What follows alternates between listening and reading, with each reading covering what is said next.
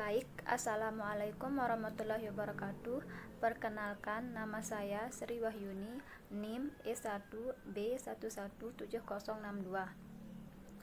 Baik, di sini saya akan memaparkan atau menjelaskan mengenai penelitian kualitatif. Yang pertama, apa yang kalian ketahui tentang penelitian kualitatif?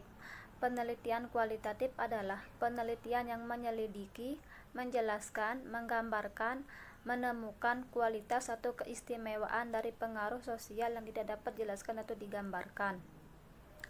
Penelitian kualitatif ini sifatnya deskriptif analitik.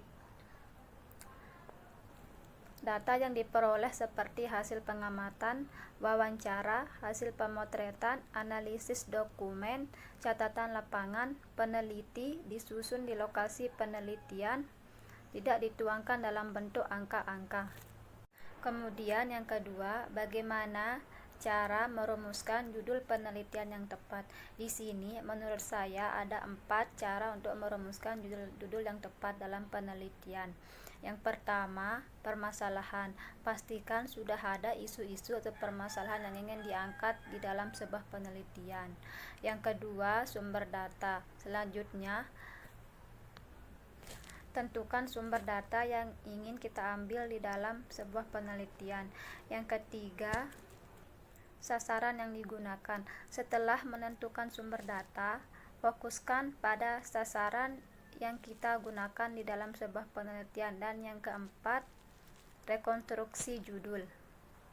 Pada bagian ini tinggal menentukan masalah inti permasalahan judul yang kita ambil di dalam sebuah penelitian tersebut, sumber data, dan sasaran yang ditetapkan. Yang ketiga, apa itu latar belakang penelitian dan apa yang dimuat di dalam latar belakang penelitian. Latar belakang penelitian adalah dasar atau titik tolak untuk memberikan pemahaman kepada pembaca atau pendengar mengenai apa yang kita sampaikan. Latar belakang yang baik harus disusun sejelas mungkin dan bila perlu disertai dengan data atau fakta yang mendukung. Di sini, di dalam latar belakang memuat 3 hal. Yang pertama, kondisi ideal, yaitu kondisi yang dicita-citakan atau yang diharapkan terjadi.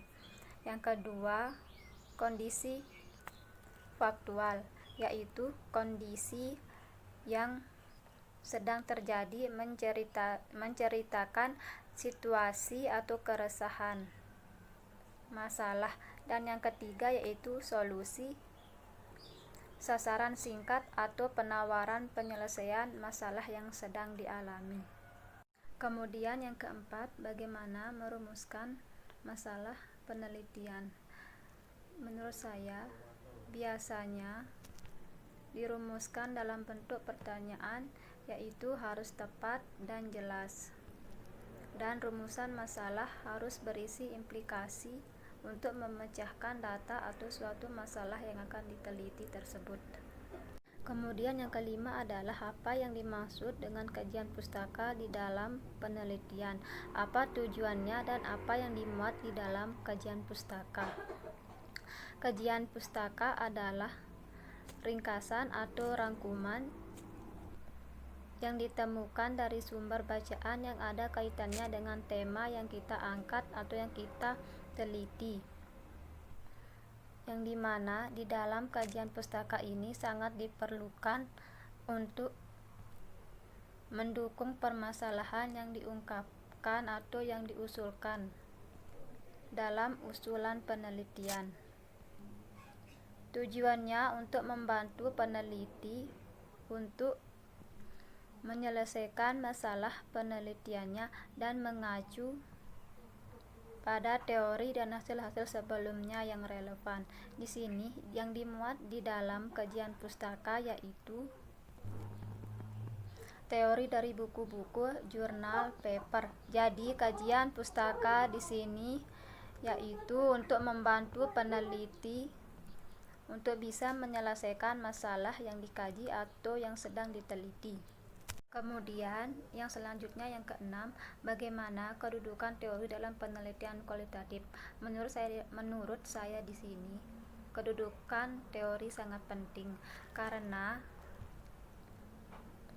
di mana teori menyediakan konsep-konsep yang saling berhubungan yang bisa untuk membantu dalam mengarahkan pertanyaan-pertanyaan yang kita ajukan penelitian atau membantu memberikan makna terhadap data.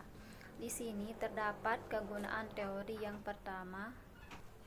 Teori mempersempit fakta yang perlu kita pelajari dengan menyederhanakan gejala sosial yang kompleks dan rumit. Dan yang kedua, teori mengusulkan pendekatan penelitian yang memungkinkan untuk menghasilkan makna yang paling baik. Dan yang ketiga, teori dapat digunakan untuk memprediksi fakta yang lebih lanjut untuk ditemukan. Jadi, saya simpulkan bahwa di sini semua penelitian bersifat ilmiah. Oleh karena itu, peneliti harus berbekal teori. Yang ketujuh, apa itu penelitian terdahulu yang relevan dan apa fungsinya dalam suatu penelitian? Penelitian terdahulu adalah upaya peneliti untuk mencari perbandingan dan selanjutnya untuk menemukan inspirasi baru. Penelitian selanjutnya, di samping itu, kajian terdahulu membantu peneliti untuk memposisikan penelitian serta menentukan orisinalitas dari penelitian tersebut. Fungsinya untuk mengetahui hasil-hasil penelitian yang nantinya akan menjadi perbandingan atau perhubungan atas variabel-variabel yang nantinya akan dikaji atau yang akan diteliti. Kemudian yang kedelapan, apa yang dimaksud dengan kerangka pemikiran? Samakah kerangka pemikiran kualitatif dengan pemikiran lainnya? Kerangka pemikiran adalah suatu diagram yang menjelaskan secara besar alur logika berjalannya sebuah penelitian. Kerangka pemikiran ini dibuat berdasarkan pertanyaan-pertanyaan dari beberapa konsep-konsep tersebut. Kemudian, samakah kerangka pemikiran kualitatif dengan yang lainnya? Menurut saya di sini sama, karena di dalam suatu kerangka pemikiran ini dapat memberikan gambaran yang berupa konsep yang di dalamnya menjelaskan tentang variabel-variabel yang satu dengan variabel yang lainnya. Maksudnya di sini agar kita lebih memahami sebagai peneliti dari gambaran dari sebuah penelitian yang kita kaji atau yang sedang kita teliti. Yang kesembilan, apa yang dimaksud dengan pendekatan penelitian dan contohnya? Kemudian, apa yang dimaksud dengan jenis penelitian dan contohnya? Pendekatan penelitian adalah cara berpikir yang diadopsi peneliti tentang bagaimana desain riset dan bagaimana penelitian akan dilakukan. Di sini, penelitian kualitatif memiliki desain karakteristik secara umum yang bersifat fleksibel, dinamis, korelasional, dan dapat mengalami perkembangan selama proses penelitian berlangsung. Kemudian, jenis penelitian adalah suatu usaha secara sistematik terkait kegiatan mengembangkan serta menemukan pengetahuan yang benar.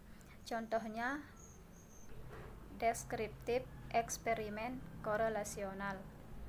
Jadi di sini kita dapat menentukan jenis penelitian yang sedang kita kaji atau yang sedang kita teliti sesuai permasalahan yang kita ambil. Kemudian yang ke-10, siapa yang dimaksud dengan subjek dan objek di dalam penelitian kualitatif? Di sini yang dimaksud dengan subjek adalah peneliti, atau sering juga disebut dengan istilah informan. Informan adalah orang yang dipercaya menjadi narasumber atau sumber informasi dari penelitian tersebut. Kemudian yang dimaksud dengan objek penelitian dalam kualitatif ini yaitu sesuatu yang menjadi fokus dari sebuah penelitian yang kita kaji saat ini, misalnya tentang pendidikan moral terhadap siswa. Inilah yang menjadi objek yang kita teliti pada saat ini atau yang sedang kita kaji. Kemudian yang ke-11 atau yang terakhir, kemukakan teknik pengambilan data serta bagaimana cara menganalisis data dalam penelitian kualitatif.